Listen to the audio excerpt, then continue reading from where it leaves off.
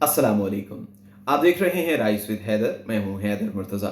गुज़िश्ता शब से social media पर कुछ ऐसा माहौल दिखाई दे रहा है और कुछ ऐसा मवाद सामने आया कि मुझे ये पता चला कि मियां नवाज़ शरीफ साहब साबिक़ वज़ीर आज़म उन्होंने कोई कुर्बानी दी है।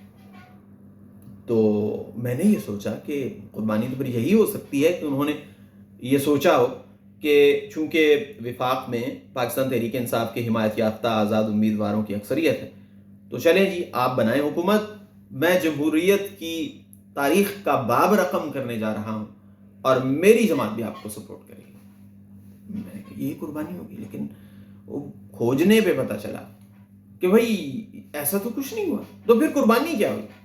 कुर्बानी ये हुई कि मियाँ साहब ने अपने छोटे भाई साबिक़ वज़ीर आज़म मियाँ शहबाज शरीफ साहब को वज़ीर आज़म नामज़द कर दिया और अपनी साहबजादी मोहतरमा मरियम नवाज़ साहिबा को मुल्क के सबसे बड़े सूबे पंजाब का वज़ीर आला नामज़द कर दिया। यानी इक़्तिदार चार दीवारी से बाहर नहीं गया, लेकिन कुर्बानी ले रही है।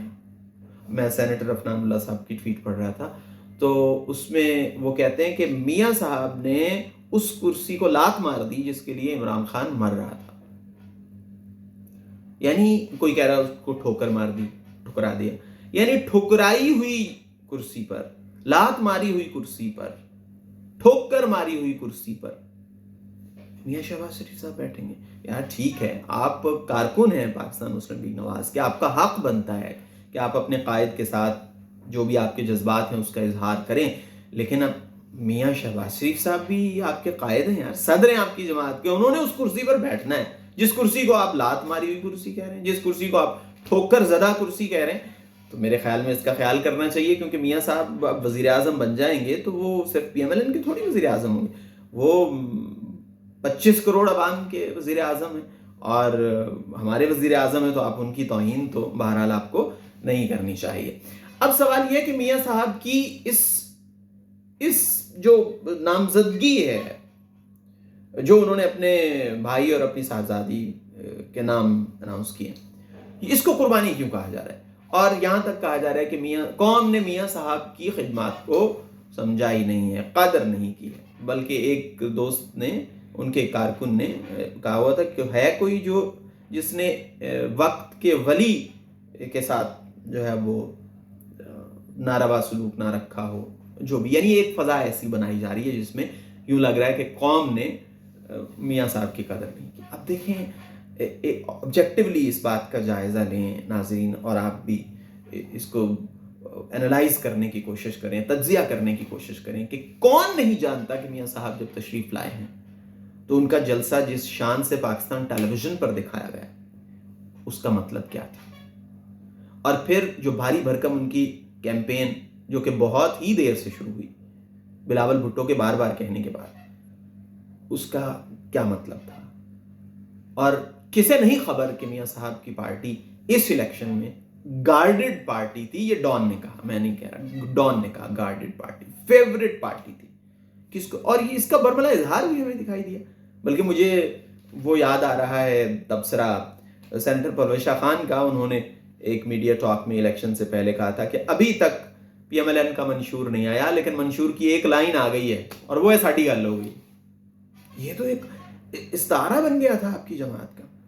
तो आपको भी ये मालूम है और आप साबिक़ अदवार में ये देख चुके हैं कि जब आप इस तरह आते हैं, और खुसूसन इस दौर में 2024 में, जब एक आम आदमी बहुत बहुत ज्यादा आगाह है तमाम तर सूरत हाल से, उसमें आप गार्डेड पार्टी के तौर पर और फेवरेट पार्टी के तौर पर आएंगे, तो फिर आपके इस इक़दाम को कौन कुर्बानी कहेगा।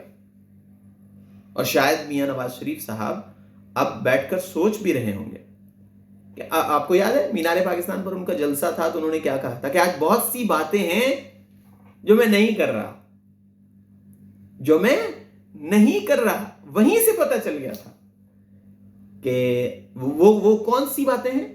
वो वोट को इज्जत दो से जुड़ी हुई बातें हैं, और वो चंद किरदारों के नाम हैं जो बात पहले लिया करते थे, अब वो नहीं ले रहे। तो उसका मतलब क्या था? फेवरेट पार्टी, साड़ी गाल होगी।